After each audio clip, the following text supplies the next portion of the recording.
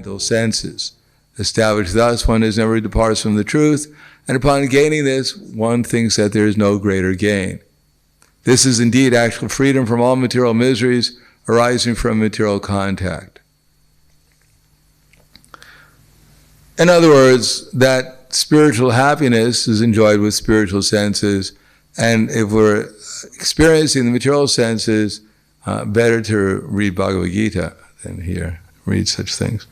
Because that's a sign that we're under the influence of the illusory energy.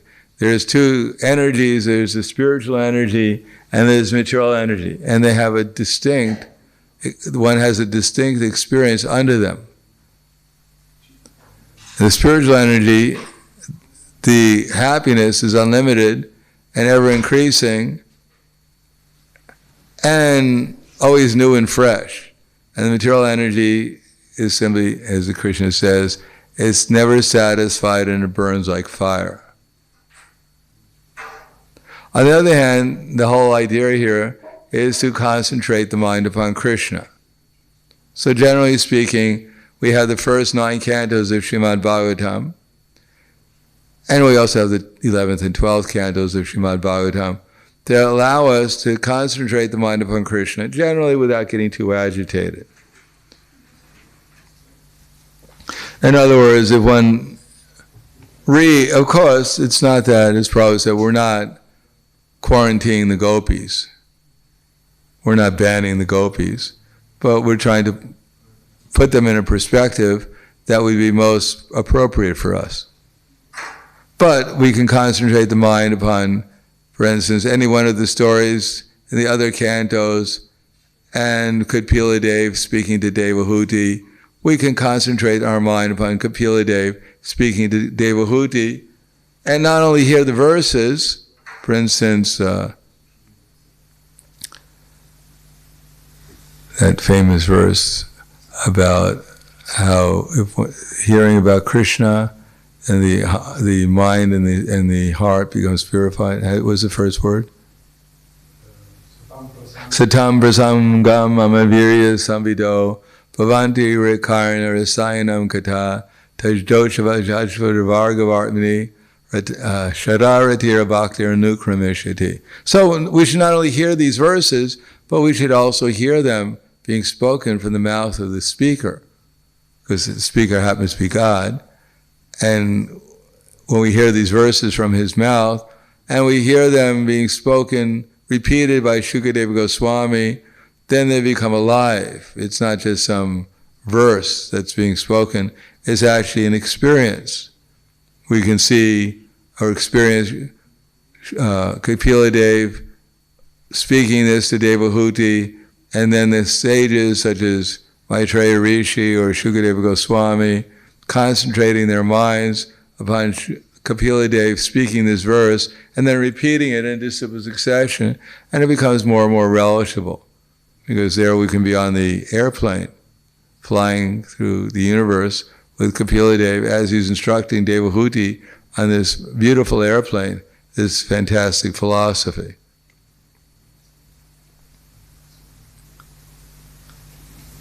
So there's no loss. It's not that when the quality of the experience for us is just as intense by hearing about Kapila Dev as hearing about the gopis.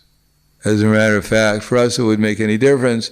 It's just like if you're standing on the bottom of Mount Everest and there's another mountain next to it, which is maybe 10 meters shorter than Mount Everest, you won't notice any difference. When you get up to the taller mountain, you may notice that it's 10 meters shorter than Mount Everest. But from the bottom, they look exactly the same. So at our particular state, reading Bhagavad Gita, we should get the same experience as reading the Srimad Bhagavatam. As a matter of fact, the Bhagavad Gita is more accessible to us because the Bhagavad Gita deals with what we're actually experiencing at the present moment. It wasn't meant to be an esoteric book. It was meant to be a practical manual of how to live in the material world, so we become qualified to come to the spiritual platform at least. Mam jayo vyabhicharena bhakti yogena sevate sagunan samatitaitam brahma bhuyaya kalpate. When one engages in pure devotional service, which doesn't mean just to keep busy all the time. It means to busy the mind in thoughts about Krishna. Unfailing in all circumstances, at once transcends the modes of material nature and comes to the level of Brahman. So we're not against Brahman, the level of Brahman, because on the level of Brahman, then we can actually begin real devotional service. Then our motivation behind our activities is actually to please Krishna, rather than to satisfy material senses and mental desires. Is actually to please Krishna. So we're trying to come to that platform. That's what sadhana bhakti is meant to help us achieve.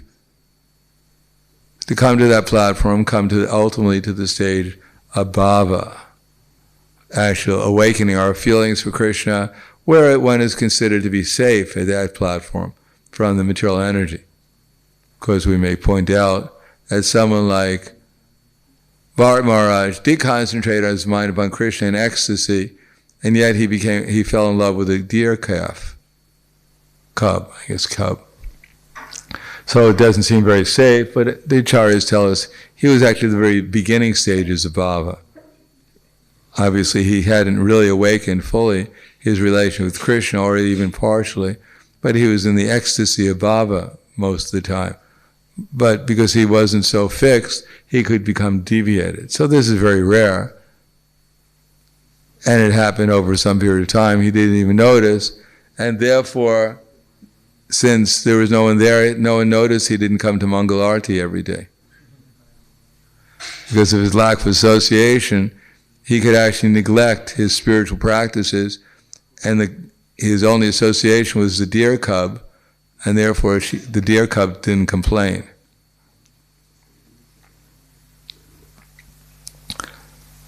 So from that point of view, his mind became actually very powerful, because when one becomes purified, the mind also becomes very powerful. And at the stage he was on, everything is pleasurable. And therefore he didn't even notice that he was becoming affectionate for the deer, because the material miseries, he was practically beyond them at that point. And therefore affection, he couldn't discriminate between affection for Krishna and the deer, and he fell in love with the deer. And gradually forgot about Krishna. And then, of course, he got the rude awakening when he became a deer in his next lifetime. He realized he had made a mistake. But until that point, he didn't even notice that he was back in Maya. We, on the other hand, we should concentrate the mind upon Krishna, and that's why we have Mangalarti.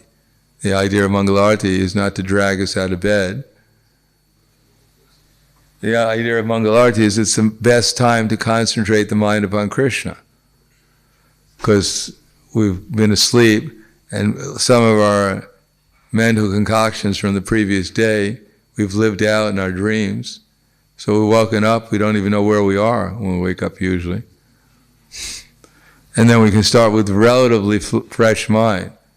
But if we come to Mangalarti thinking, oh, again, another, singing this esoteric song, something about the spiritual master. I learned it, so many years ago, I can't remember at all what we're doing here, except that I'm supposed to dance or something, or sing, or repeat the words. But actually we're supposed to concentrate actually meditate on what the words are. Then they're supposed to be alive, and they're supposed to bring us into life. So that during the day we can actually meditate upon the spiritual master and follow his instructions and serve in that mood. But if we come to Mangalarti and everything becomes mechanical, it becomes a daily routine. Yes, Mangalarti, and then we're supposed to chant japa, and then somehow or another get these rounds done. And then we come to Guru Puj, and there's some Prabhupada's there in some statue, and we're singing some song. I still don't know what the words are. It amazes me sometimes you go to a temple, and, well, we do it here too. Before we chant the song in Sanskrit, we repeat it in Slovene here. After 50 years of chanting the song, we still don't know what it means. And even when we chant the Slovene or the English, whatever it is, we don't listen to that either. So our opportunity to concentrate the mind is at every moment in the sadhana bhakti process. We should take advantage of it. First of all, we should learn what the words mean for these songs, what samsara means. Sometimes we call it the samsara prayers, as if we're praying for birth and death. But don't worry, you don't have to pray for birth and death. It's a gift. The material nature will give it to you for free. You don't have to pray for it. Everyone gets it. And dava ananala loka. Dava means what? What's that? No, dava means forest. Lida? What does lida mean? What's that? Afflicted, yes. You're not open to it, are you? And you haven't known it. Loka? The people, yes. Samsara dava nanalita lo. Tranaya, what is tranaya? You don't have to, we know. What does tranaya mean? Kshatriya, what does kshatriya mean? So what does tranaya mean? What does tranaya mean? We can't be that dull. If kshatriya, deliver, yeah, deliver. Karunya, ganak tvam. It doesn't mean cloud. It means cloud, but what aspect of cloud? Ganak tvam. Having the nature of a cloud. It doesn't mean the spiritual master is a cloud. He floats in. Especially when it's a sunny day, by his mercy he floats in. Gana, Tanaya, Karuna, Gana. Praptasya, what does prapti mean? Asya, what does asya mean? Having the praptasya. Asya, tasya, of him. Praptasya, of the ability to prapti, to get something. Praptasya kalyana. What does kalyana, kalpataru mean? What does kalyana mean? How many years have we been singing this song? What does kalyana mean? Does it mean auspicious or inauspicious? What's that? Auspicious. Kalyana. Praptasya kalyana. And what's the next word? Guna arnavasya. What does guna mean? Qualities. Arna. How many qualities does he have? What's that? An ocean of who has like an ocean. Gan asya, like an ocean of spiritual qualities. Is obtained, praptasya kalyan, auspicious, or we can say also spiritual, an ocean of auspicious qualities. So, that's what we're supposed to concentrate on. We're supposed to concentrate on a devotee such as Srila Prabhupada, and remember how he's obtained this ocean of spiritual qualities and how he's bestowing it upon the suffering conditioned souls in this age. Samsara dava nanalita loka tranaya karunya ganakanatvam praptasya kalyana gunanavasya bande guroshi taranara. So that's why we're there, to concentrate our minds upon the great devotees such as Srila Prabhupada and how they have an ocean of spiritual qualities and they're giving their mercy to deliver the afflicted conditioned souls or burning the forest fire of samsara, repeated birth and death. Then it becomes meaningful. Then we'll actually want to go to Mangalarti because there'll be an experience. rather than just some kind of like, samsara dava nanalita loka pranaya karunya. And the parrot also is there with us, samsara dava. We're all singing together. And the parrot's making more spiritual advancement because it's pronouncing the words properly. Okay, so I'll stop there. Thank you. Any questions? Yes.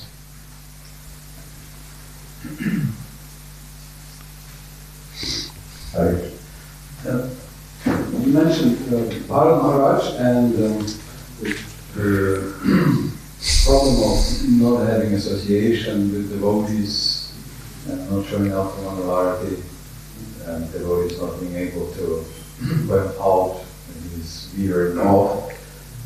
I've been asked a question that in his next life as Jadabharat, The next life was a deer.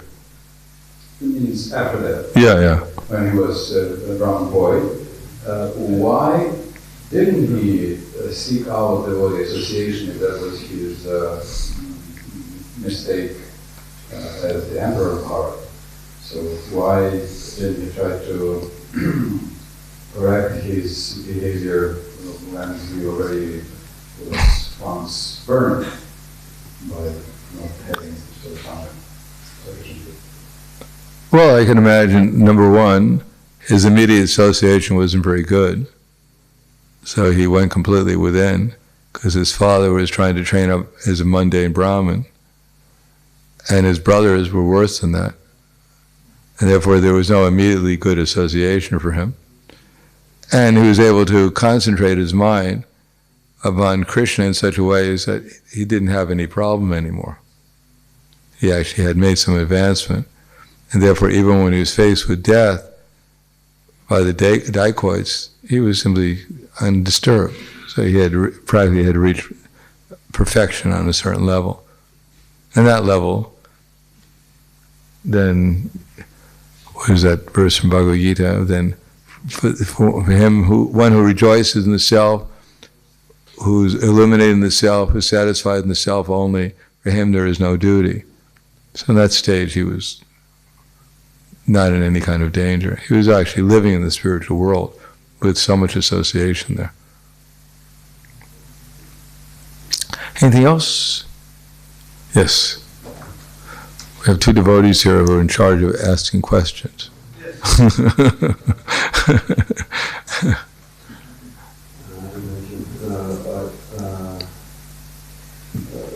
Yesterday I watched some movies about some parts of it about Ramachandra, and there was Bharat talking to his mother Kaikeyi, and it was everything very emotional. First he's surprised and he didn't want to accept the throne, and speaking to Ramachandra, and there's a lot of emotions, and they somehow go to the viewer. And I wanted to ask, probably those things were insinuated in the past, so that we can connect those emotions which we can understand, to engage, or are they useful? Probably not. Depends who made the movie and who the actors were. But what if I opened Ramayana and... So many Ramayanas, there's so many actors, there's so many, not all of them are pure devotees.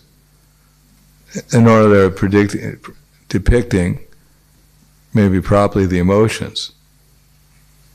Depends on, and also depends on what level of consciousness we're on, but in any case, we should probably try to choose watching things which are more on disciple succession. Prabhupada practiced, for instance, he had a Chaitanya Mahaprabhu play, and I believe he played a Dvaita Acharya or someone, and they practiced for a year. And when they performed the drama, then the audience was crying because they were actually able to properly convey the emotions in a transcendental way. Similarly, Chaitanya Mahaprabhu used to do plays, but they were transcendental. So we should, people, I mean, they're always interesting. We have this little Krishna cartoons, but it may not be the purest way of remembering Krishna. They may be entertaining, but I think remembering from the Bhagavatam, or hearing Ramayan from Valmiki Ramayan, if it's properly translated, is probably a little bit more purifying than watching a movie where the actors are mundane. Although it's probably entertaining. They have these cartoons which are entertaining, but not necessarily very purifying.